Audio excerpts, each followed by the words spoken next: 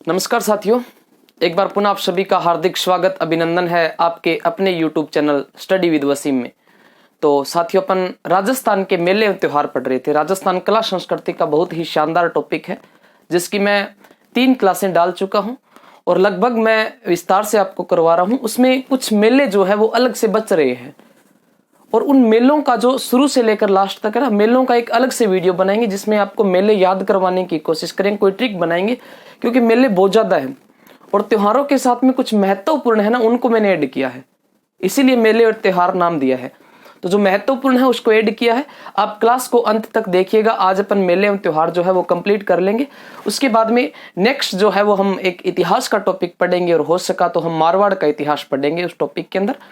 तो जैसा कि मैंने आपको बताया था कि हम एक कला संस्कृति का, एक इतिहास का और एक हम पॉलिटी का टॉपिक पढ़ेंगे, तो उसी को आगे बढ़ाते हुए हमारा कला संस्कृति का टॉपिक जो था वो चल रहा था और कला संस्कृति का जो टॉपिक था वो था राजस्थान के मेले एवं त्योहार। तो साथियों, हम श्रावण माह तक पढ़ चुके थे, सॉरी, हमने भाद्रपद आश्विन माह तक पढ़ लिया था। आज हम कार्तिक माह के त्योहारों की बात करेंगे। तो आज की क्लास के अंदर हम पढ़ेंगे कार्तिक माह के त्योहार।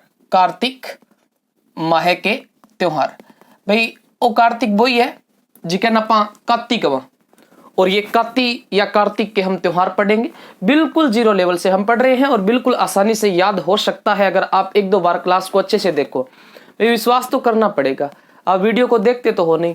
मैं हर दिन वीडियो बना के आप लोगों के लिए अच्छे से अच्छा वीडियो बनाने की कोशिश करता हूं, तो भी देखा करो और शेयर भी किया करो, ठीक है।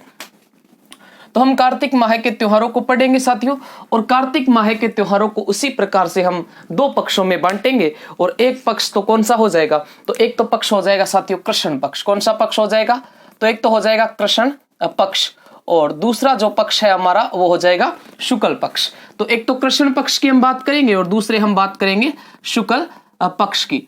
देखिए, कृष्ण पक्ष की हम बात करें तो सबसे पहले हम बात करेंगे करवा चौथ की। किसकी बात करेंगे साथियों, तो सबसे पहले हम 1 नंबर पे कार्तिक माह के अंदर कृष्ण पक्ष में 1 नंबर पे जो त्योहार आता है जिसका नाम है करवा चौथ।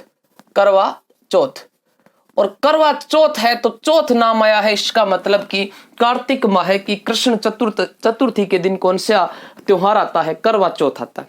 और करवा चौथ के दिन औरतें व्रत रखती है, कहती है पति की लंबी आयु के लिए करवा चौथ का व्रत रखा जाता है। और शाम को वो चंद्रमा को देखकर खाना खाते हैं। भाई चंद्रमान चालनी चूलनी मैंने देखे, और कई बार पीछे आप थे एक वीडियो भी वायरल हो नहीं, जो ऊंट है, ऊंट के मूंग है माँ जी को तूड़ी चालनों से ले रखे है, और उसमें क्या है कि वो जो है वो सामने देख रहा है और वो गाने भी कई प्रकार के लगा रखे हैं। लेकिन वो तो मजाक की है, लेकिन वास्तव में यही होता है कि पति को चालनी के माध्यम से देखा जाता है, दिया जलाया जाता है। तो वही करवा चौथ का व्रत होता है। और उस करवा चौथ का जो व्रत होता है साथियों, ये पति की लंबी आयु के लिए रखा जाता है, पति की लंबी आयु के लिए रखा जाता है। साथियों, ये जो करवा चौथ है, इस चौथ माता का मंदिर कहां पर है, तो इस चौथ माता का जो मंदिर है साथियों वो हो जाएगा चौथ का बरवाड़ा। कहां पे हो जाएगा, चौथ का बरवाड़ा। और चौथ का बरवाड़ा जो है वो हो जाएगा आपका सवाई माधोपुर में। चौथ का बरवाड़ा कहां पे हो जाएगा, तो चौथ का बरवाड़ा हो जाएगा सवाई माधोपुर में, हो जाएगा सवाई माधोपुर। तो चौथ का बरवाड़ा आप ध्यान रखना कि चौथ माता का मंदिर कहां पे है, तो चौथ माता का मंदिर साथियों चौथ का बरवाड़ा सवाई माधोपुर में है। उसके बाद में नेक्स्ट हमारा जो त्योहार है साथियों, इस कृष्ण पक्ष के अंदर करवा चौथ के बाद में हम बात करेंगे अहोई अष्टमी का व्रत। नेक्स्ट जो होगा वो है अहोई अष्टमी का व्रत। अहोई अष्टमी का व्रत जो होता है साथियों वो भी महिलाओं के द्वारा रखा जाता है। और अहोई अष्टमी का व्रत करवा चौथ के 4 दिन बाद रखा जाता है। भाई कितने दिन बाद रखेंगे, 4 दिन बाद। करवा चौथ के 4 दिन के बाद में अहोई अष्टमी का व्रत रखा जाता है, और ये भी आपके कार्तिक माह के अंदर आएगा साथियों। कौन से माह में, तो कार्तिक माह में आएगा। उस अहोई अष्टमी के बाद में नेक्स्ट हम कौन से त्योहार की बात करेंगे साथियों, तो नेक्स्ट हम बात करेंगे रमा एकादशमी की। रमा एकादशमी की नेक्स्ट हम बात करेंगे रमा एकादशमी की। और रमा एकादशमी है मतलब 11। एकादशमी का मतलब क्या हुआ, 11। तो रमा एकादशमी यानी कि 11। और इस दिन क्या होता है साथियों, इस दिन जो है 11 के दिन जो है वो तुलसी की पूजा की जाती है। किसकी पूजा की जाती है, तुलसी की पूजा की जाती है। रमा एकादशमी के दिन किसकी पूजा की जाती है? तो तुलसी की पूजा की जाती है। रमा एकादशमी के दिन किसकी पूजा? रमा एकादशमी के दिन साथियों तुलसी की पूजा की जाती है। आपने देखा होगा कि घरों के अंदर तुलसी की यानी तुलसी का वृक्ष लगाया जाता है, उस तुलसी की पूजा की जाती है और उस तुलसी की शादी भी करते हैं। ऐसी हिंदू समाज के अंदर परंपरा होती है। तो रमा एकादशमी ध्यान रखना, और रमा एकादशमी यानी कि तुलसी की पूजा। भाई रमा एकादशमी के बाद में नेक्स्ट आपको जो त्योहार ध्यान रखना है कार्तिक माह के कृष्ण पक्ष में, तो साथियों रमा एकादशमी के बाद में आप एक त्योहार ध्यान रखियो और वो आपका त्योहार हो जाएगा धनतेरस। कौन सा हो जाएगा? धनतेरस। और धनतेरस मतलब तेरस को आएगी। कब आएगी? धनतेरस मतलब तेरस को आती है। साथियों इस दिन क्या होती है? धन्वंतरी जी का जन्म दिवस होता है और साथ में इसी दिन जो है वो यम की पूजा की जाती है। किसकी पूजा की जाती है? तो यम की पूजा की जाती है। यम की पूजा, भाई यम तो वही होता है जो आदमी को लेके जाता है, बिल्कुल वही होता है, परंतु धनतेरस के दिन यम की पूजा की जाती है। तो आपको गुरुजी हम तो नई नई वस्तुएं लेके आते हैं धनतेरस वाले दिन। हाँ, चांदी खरीदना शुभ माना जाता है। भाई क्या? चांदी खरीदना जो होता है, इस चांदी खरीदना शुभ माना जाता है। किस दिन? धनतेरस वाले दिन। बाकी आपने देखा होगा कि धनतेरस वाले दिन चांदी की बजाय जो है ज्यादातर तो बाइक ही बाइक लेके आते हैं, मोटरसाइकिल सबसे ज्यादा खरीदे जाते हैं। किस दिन? धनतेरस के दिन। बाकी धनतेरस के दिन किसी भी चीज को खरीदो वो शुभ ही होगा, अशुभ नहीं होगा। तो धनतेरस हो गई। उस धनतेरस के बाद में आपको ध्यान रखना है रूप चतुर्दशी का। किसका ध्यान रखोगे? रूप चतुर्दशी का ध्यान रखना। और रूप चतुर्दशी मतलब कि कार्तिक कृष्ण चतुर्थी को 14 को आएगी। कार्तिक कृष्ण 14 को आएगी रूप चतुर्दशी। तो साथियों रूप चतुर्दशी के दिन किसकी पूजा की जाती है? तो भाई इस दिन हनुमान जी की पूजा की जाती है। किसकी पूजा की जाती है? हनुमान जी की पूजा की जाती है। और हनुमान जी राम के भगत थे, सबसे बड़े भगत थे राम के। राम का यानी कि जब सीता का हरण हुआ था, सीता को रावण उठा के लेके गया था और सीता को छुड़ाने वाला जो व्यक्ति था वो कौन था? हनुमान जी था। यानी राम को अपनी पत्नी से किसने मिलाया था? तो राम को अपनी पत्नी से मिलाया था हनुमान जी ने। अब आजकल कहते हैं कि भी अगर किसी आदमी की लुगाई जो है वो घर छोड़ के चली गई, अब वो आदमी हनुमान जी के मंदिर में जाएगा, राम जी के मंदिर में जाएगा और राम जी को कहेगा कि भगवान जी मेरी पत्नी घर से निकल गई है। तो राम जी उसको डायरेक्ट बोल देंगे कि भैया मेरे वाले तो खुद वाली हनुमान जी ढूंढ के लाए थे, तो डायरेक्ट सीधा उन्हीं के पास जा। तो हनुमान जी जो है इन्होंने राम की पत्नी जो सीता थी, इस सीता का रावण ने हरण जब किया था तो हनुमान जी ने उसका पता लगाया था। हनुमान जी थे वो जिसने सीता का पता लगाया था और रावण की लंका का एक बार के लिए हनुमान जी ने संहार कर दिया था, यानी कि पूरी तरह से खत्म कर दिया था, लंका को जला दिया था हनुमान जी ने। तो हनुमान जी जो है इनकी पूजा की जाती है रूप चतुर्दशी के दिन। तो आपको सर जी काणती दिवाली किसे दिन आवे? हाँ जी, काणती दिवाली वो इसी दिन आती है जिसको हम छोटी दीपावली कहते हैं। क्या कहते हैं? छोटी दीपावली कहते हैं। छोटी दीपावली कह सकते हैं या इसको हम काणती दिवाली का, किसी दिवाली, काणती दिवाली, दीपावली, काणती दीपावली या हम कहें छोटी दीपावली जो है वो रूप चतुर्दशी के दिन आती है, जिस दिन हनुमान जी की पूजा की जाती है। उसके बाद में आती है साथियों इसी आपके कार्तिक की अमावस्या को, और कार्तिक की अमावस्या को आपका त्योहार जो है अमावस्या को वो कौन सा त्योहार आएगा? तो सबसे बड़ा हिंदू धर्म का त्योहार दीपावली आएगा। क्या आएगा भाई? दीपावली आएगा। साथियों ध्यान रखिएगा कि जो दीपावली आती है, इस दीपावली के दिन राम का वनवास पूरा हुआ था। क्या हुआ था?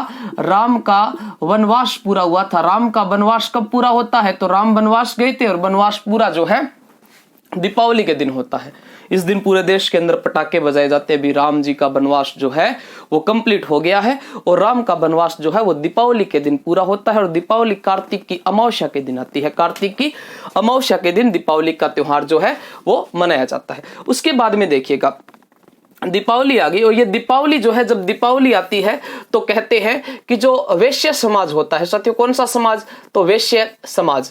ये वैश्य समाज यानी कि बाणिया, वैश्य समाज जो होता है वो अपने नए बही खाते डालते हैं। क्या डालते हैं? नए बही खाते। वैश्य समाज जो है वो अपने नए बही खाते कब डालते हैं? दीपावली के दिन डालते हैं। यानी कि हमारा जो एक साल का पूरा हिसाब है ना, वो नए साल के दिन यानी कि दीपावली वाले दिन जो है वो ये नए पेज के ऊपर लिख देते हैं। तो जो दीपावली आती है, इस दिन वैश्य समाज अपना नए वही खाते डालते हैं। तो कृष्ण पक्ष में कौन कौन से ध्यान रखोगे? करवा चौथ को ध्यान रखोगे, उसके बाद में आप ध्यान रखोगे अहोई अष्टमी का व्रत, उसके बाद में रमा एकादशमी का व्रत, उसके बाद में आपने ध्यान रखोगे रमा एकादशमी यानी व्रत नहीं है, तुलसी की पूजा है, उसके बाद में धनतेरस का ध्यान रखना, उसके बाद में रूप चतुर्दशी, उसके बाद में दीपावली जो अमावस्या के दिन आती है।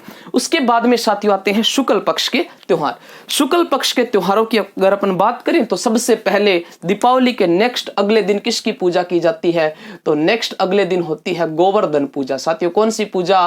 तो गोवर्धन पूजा। और गोवर्धन पूजा है ये कार्तिक शुक्ल प्रतिपदा को की जाती है। कार्तिक की शुक्ल प्रतिपदा को गोवर्धन की पूजा की जाती है। कहने का मतलब जो घरों के आगे गोबर रखा जाता है, उस गोबर के अंदर क्या करते हैं? तो जो गोबर रखा जाता है घरों के बाहर, उस गोबर के आगे कुछ बाजरी के सीटे वगैरह रख देते हैं, और कुछ क्या होता है कि कोई फल वगैरह रख देते हैं, काकड़िया मतीरिया जैसे जो चीजें हैं वो रखी जाती हैं। कहते हैं कि इस दिन भगवान श्री कृष्ण ने गोवर्धन पर्वत को अपनी हाथ की छोटी अंगुली पे उठा लिया था, जिसके कारण गोवर्धन पूजा। और गोवर्धन पूजा के बाद में नेक्स्ट कौन सा त्योहार मनाया जाता है? तो गोवर्धन पूजा के बाद में कार्तिक के शुक्ल पक्ष में आपको त्योहार मनाना है भैया दूज। कौन सा? भैया दूज। भैया दूज, और साथ में आपको ध्यान रखना है यम दूज। भैया दूज और यम दूज जो है साथियों, ये आपकी कार्तिक की शुक्ल द्वितीया को आएगी। कार्तिक के शुक्ल पक्ष की दूज को आपको कौन सा त्योहार मनाया जाता है? तो ये भैया दूज और यम दूज जो त्योहार है, ये कार्तिक के शुक्ल पक्ष की दूज को मनाया जाता है। उसके बाद में आपको नेक्स्ट जो त्योहार है वो कौन सा ध्यान रखना है? तो नेक्स्ट आपको कार्तिक के शुक्ल पक्ष में जो त्योहार ध्यान रखना है वो है गोपाला अष्टमी। कौन सा हो जाएगा? गोपाला अष्टमी। गोपाला अष्टमी या हम कहें सूर्या अष्टमी। सूर्या अष्टमी, गोपाला अष्टमी या सूर्या अष्टमी का जो त्योहार है ये कार्तिक शुक्ल अष्टमी को मनाया जाता है। कार्तिक शुक्ल अष्टमी को मनाया जाता है। इसके बाद में साथियों नेक्स्ट जो त्योहार आता है वो आता है आंवला नवमी। आंवला नवमी, भाई आंवले की भी पूजा की जाती है, बिल्कुल आंवला नवमी। और आंवला नवमी जो है वो आपकी नवमी को आएगी। और आंवला नवमी के बाद में साथियों जिस देवताओं को हमने सुलाया था ना, उन देवताओं को उठाना भी तो है। देव उठनी एकादशमी, देव उठनी 11, या हम कहें कि देव उठनी एकादशमी, ये आएगी कार्तिक के शुक्ल एकादशमी को आएगी। कार्तिक शुक्ल एकादशमी को देव उठनी 11 आएगी या देव उठनी एकादशमी आएगी। इस देव उठनी एकादशमी के बाद में आपको ध्यान रखना है साथियों पूर्णिमा। कार्तिक की पूर्णिमा बड़ी महत्वपूर्ण है। भाई गुरुजी पूर्णिमा इतनी महत्वपूर्ण क्यों है? क्योंकि पूर्णिमा के दिन दो बड़े बड़े मेले लगते हैं। एक तो पूर्णिमा के दिन लगता है साथियों कपिल मुनि का मेला। कौन सा मेला लगता है? कपिल मुनि का मेला। कपिल मुनि का मेला। और कपिल मुनि का जो मेला है साथियों, ये कपिल मुनि का मेला कार्तिक की पूर्णिमा को लगता है। कार्तिक की पूर्णिमा को कौन सा मेला लगता है? कपिल मुनि का मेला। और ये मेला साथियों कोलायत बीकानेर के अंदर लगता है। कहां पे लगता है? कोलायत झील बीकानेर। कोलायत झील, और कोलायत झील कहां पे है? तो कोलायत झील तो भाई बीकानेर में है। कहां पे है? बीकानेर में है। यहीं पर कपिल मुनि का मेला लगता है। इस मेले के अंदर ध्यान रखना कि इस मेले में मुख्य क्या है? तो इस मेले में मुख्य है दीपदान। गुरुजी दीपदान केड़ंगो है? ये दीपदान होता है कि भाई जो झील है उस झील के अंदर दीवे जलाए जाते हैं और उनको छोड़ा जाता है। कहते हैं कि अगर दिया डूब गया इसका मतलब प्यार असक्सेस हुआ, और अगर वो दिया जो है वो तिरता जाता है इसका मतलब है कि वो आपका प्यार जो है वो सक्सेस होगा। यानी कि मुख्य जो होता है वो इसके अंदर क्या होता है? दीपदान होता है कपिल मुनि के मेले के अंदर। कपिल मुनि का जो मेला लगता है साथियों, इसमें चारण जाति के जो लोग होते हैं ना, चारण जाति, ये चारण जाति इस जो झील है, इस कोलायत झील जहां पे कपिल मुनि का मेला लगता है, चारण जाति इस झील को अपवित्र मानती है। इस झील को क्या मानती है भाई? अपवित्र मानती है। अपवित्र मानती है भाई। गुरुजी इन अपवित्र क्यों माने? क्योंकि आपने नाम सुना होगा करणी माता का। करणी माता जो जिसने शादी की थी भी देपा जी के साथ में, और देपा जी के साथ में बाद में अपनी बहन गुलाब राय की शादी करवाती थी। और गुलाब राय के एक बेटा हुआ लाखा, इस लाखा को करणी माता ने गोद ले लिया और वो बेचारा लाखा छोटा बच्चा खेलता खेलता उस झील के अंदर डूबकर मर गया था, जिसके कारण ये चारण जाति के लोग जो है वो इस झील को अपवित्र मानते हैं। उसके बाद में पूर्णिमा के दिन आपको एक और बड़ा मेला लगता है, पुष्कर मेला। भाई पुष्कर मेला भी आप ध्यान रखना, इसको मैं मिटा देता हूं, अगर स्क्रीनशॉट लेना चाहते हो तो इसका स्क्रीनशॉट ले लीजिए। उसके बाद में हम यहां लिखेंगे पुष्कर मेला, जो आपके कार्तिक की पूर्णिमा के दिन लगता है। देखिएगा ये शानदार मेला है और इसमें से क्वेश्चन भी भाई बहुत बार पूछे जाते हैं। पुष्कर का जो मेला है ना, इस पुष्कर के मेले से कई बार क्वेश्चन पूछे जाते हैं, पुष्कर मेला। और साथियों ये पुष्कर मेला जो है, ये पुष्कर मेला आपका लगेगा कार्तिक पूर्णिमा के दिन। कार्तिक पूर्णिमा, कार्तिक पूर्णिमा के दिन कौन सा मेला लगेगा? तो कार्तिक पूर्णिमा के दिन लगेगा भाई पुष्कर मेला। कौन सा? पुष्कर मेला।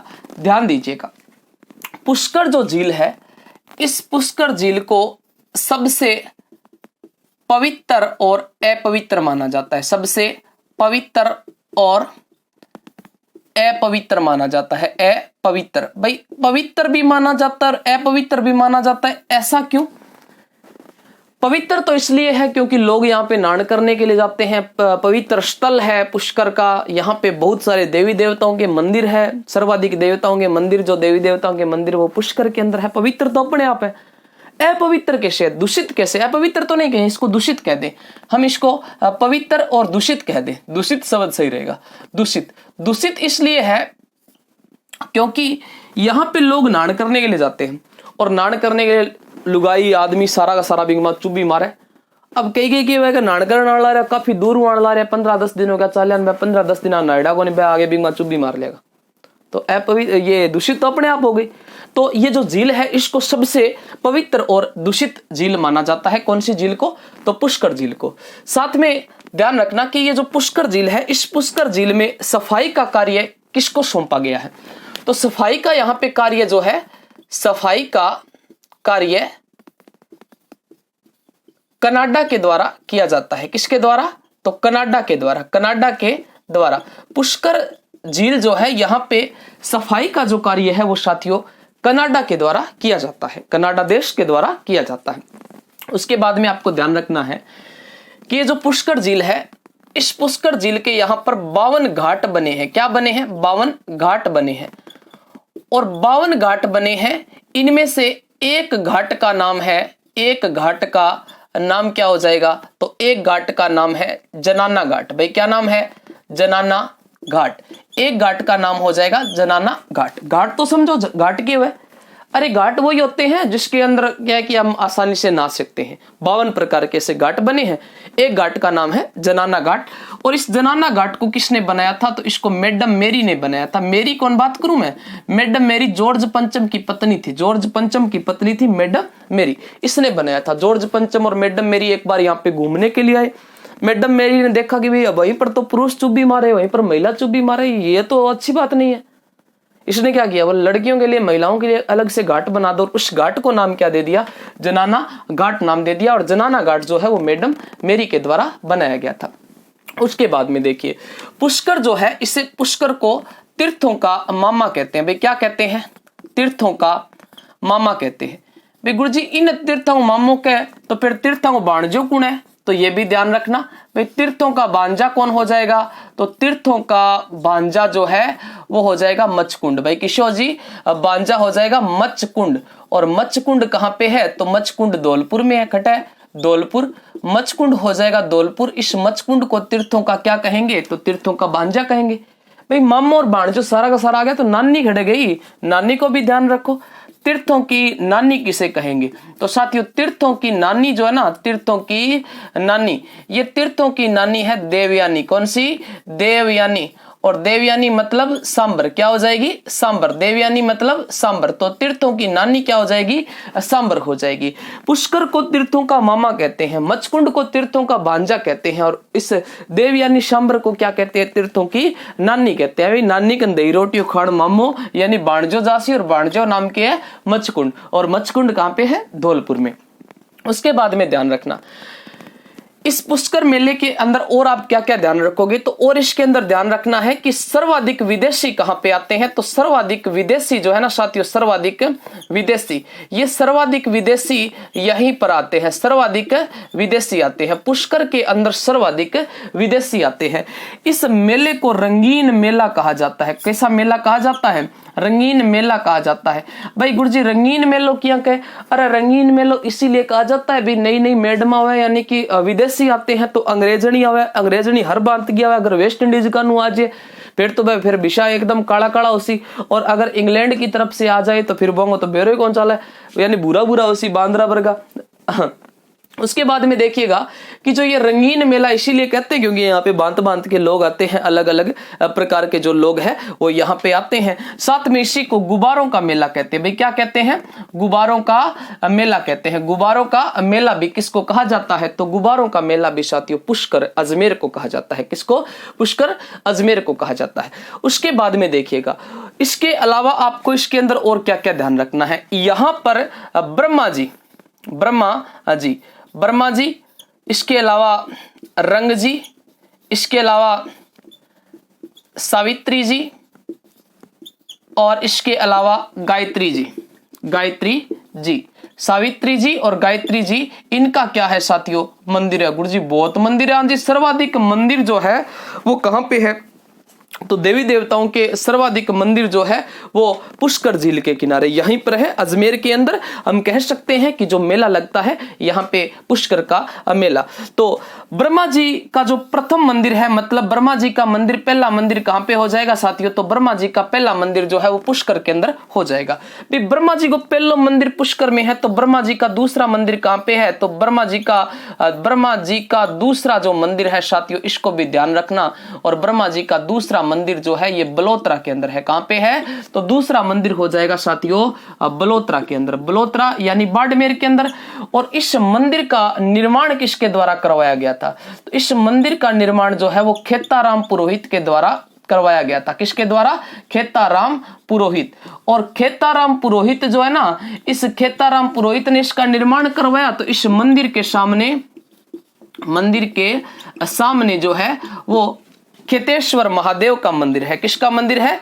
तो खेतेश्वर महादेव मंदिर है। मंदिर के सामने खेतेश्वर महादेव मंदिर जो है साथियों वो बनाया गया है। कौन से मंदिर के सामने? तो ब्रह्मा जी के दूसरे मंदिर के सामने। और ब्रह्मा जी का साथियों तीसरा मंदिर कहां पे है? तो ब्रह्मा जी का तीसरा जो मंदिर है ये हो जाएगा छींच बांसवाड़ा के अंदर। कहां पे हो जाएगा? छींच बांसवाड़ा के अंदर।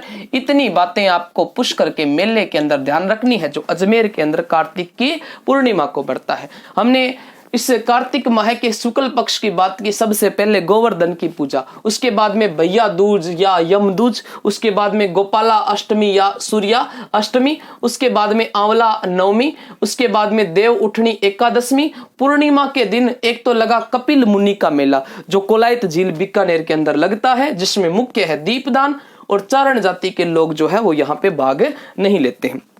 उसके बाद में है इसके अंदर पुष्कर मेला जो कार्तिक पूर्णिमा को लगता है। सबसे पवित्र और दूषित झील पुष्कर है। सफाई का जो कार्य है वो कनाडा के द्वारा यहाँ पे किया जाता है। यहाँ पे कुल 52 घाट बनाए गए हैं, जिनमें से एक घाट का नाम है जनाना घाट, जो किसने बनवाया था? मैडम मेरी ने बनवाया था।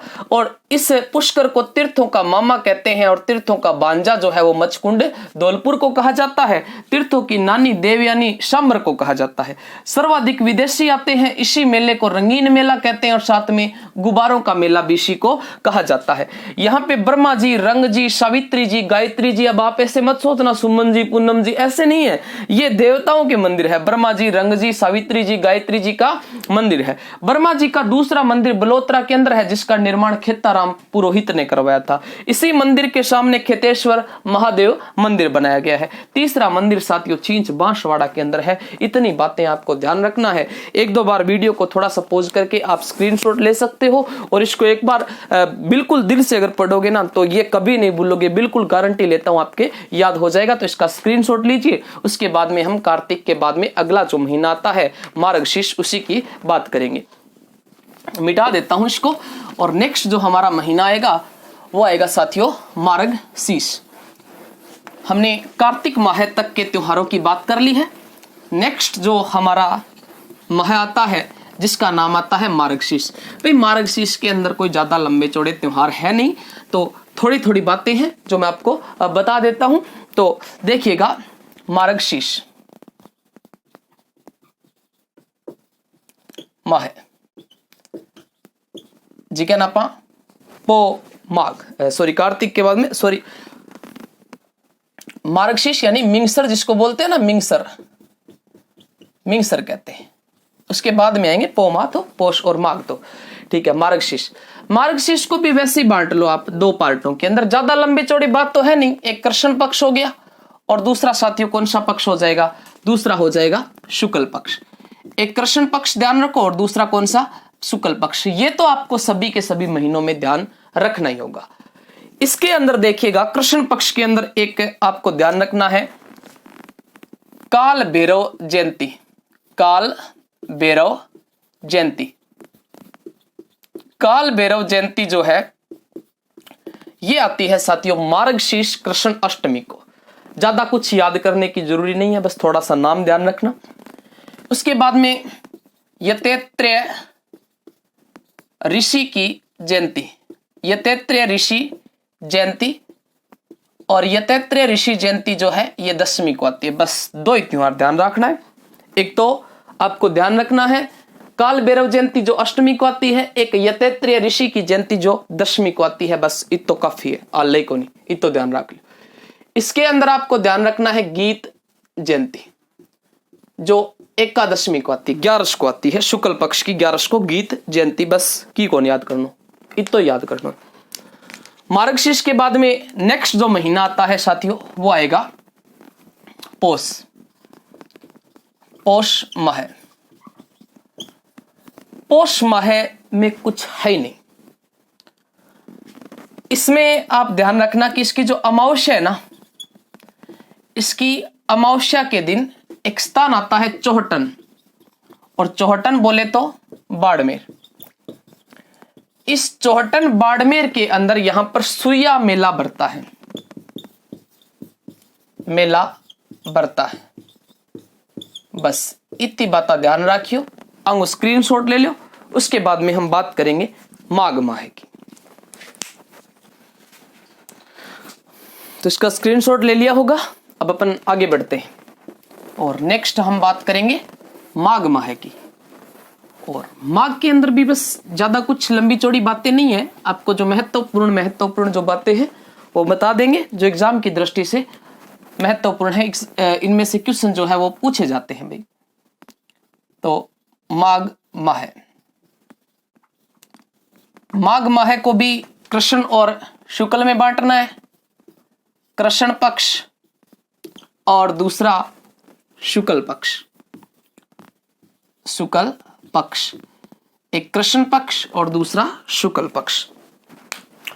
कृष्ण पक्ष में ध्यान रखिएगा तिल चौथ का, तिल चौथ, और तिल चौथ है मतलब कि चौथ को आती है।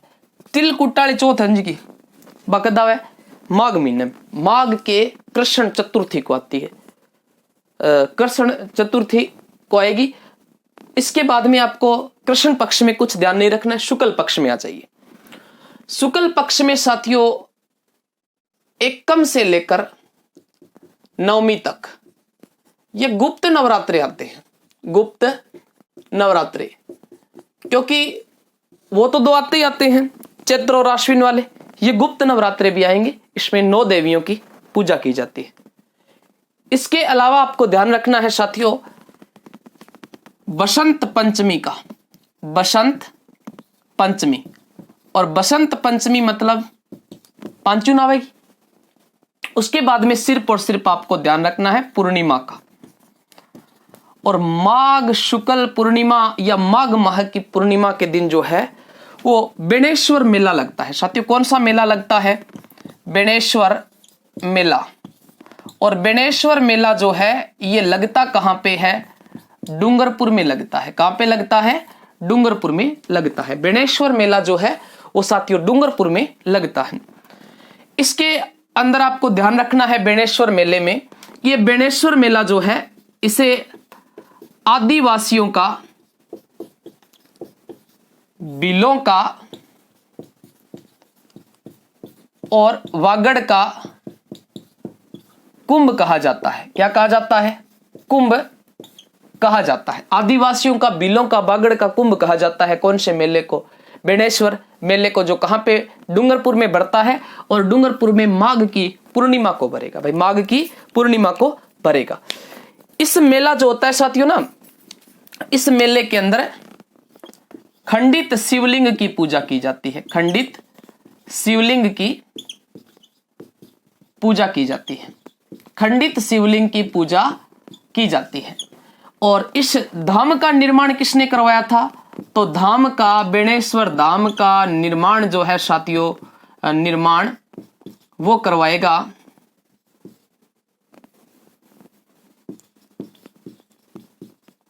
संत मावजी। संत मावजी। इस धाम का निर्माण जो है वो संत मावजी ने करवाया था। इसमें विशेष बात यह है कि भील जो है वो अपना जीवन साथी चुनते हैं। भील अपना जीवन साथी जो है वो यहीं पर चुनते हैं। भील अपना जीवन साथी चुनते हैं, इसलिए ये बेणेश्वर मेला जो है इसे भीलों का, आदिवासियों का और वागड़ का कुंभ कहा जाता है। ये डूंगरपुर में लगता है, माघ की पूर्णिमा को लगेगा। धाम का निर्माण संत मावजी ने करवाया है और खंडित शिवलिंग की पूजा की जाती है। बस हो गया। माघ के बाद में अंतिम जो साथियों महीना है जिसका नाम है फाल्गुन। स्क्रीनशॉट ले लियो भाई। अंतिम जो महीना है वो हो जाएगा फागण या फाल्गुन। और फाल्गुन माह के अंदर हम बात करेंगे साथियों होली की। और बिया बिया फागण आने वाला है, फाल्गुन माह। और फाल्गुन माह के अंदर जो कृष्ण पक्ष है ना, इस कृष्ण पक्ष के अंदर आपको ध्यान रखना है महाशिवरात्रि। और ये महाशिवरात्रि फाल्गुन कृष्ण तेरस को आती है, त्रयोदशी के दिन आती है। और एक चीज और ध्यान रख सकते हो, नोट लगाकर ध्यान रखना कि जो महाशिवरात्रि पशु मेला है ना, पशु मेला, ये करौली के अंदर बढ़ता है। महाशिवरात्रि पशु मेला करौली के अंदर बढ़ता है। इसके अंदर आपको सिर्फ और सिर्फ ये ध्यान रखना है। शुक्ल पक्ष में क्या ध्यान रखोगे? शुक्ल पक्ष के अंदर आपको ध्यान रखना है फुलेरा दूज। फुलेरा दूज, और दूज मतलब दूज। और पूर्णिमा के दिन क्या आएगी भाई? पूर्णिमा के दिन आएगी साथियों होली। होली का त्योहार जो है उसको ध्यान रखिएगा, होली पूर्णिमा के दिन आती है। अब कुछ एक बिंदु आते हैं कि लठमार होली। लठमार होली, ये लठमार होली कहां की प्रसिद्ध है? तो लठमार होली बाड़मेर की प्रसिद्ध है। कहां की प्रसिद्ध है? बाड़मेर की। लठमार होली खटे की प्रसिद्ध है बाड़मेर की। उसके बाद में पत्थरमार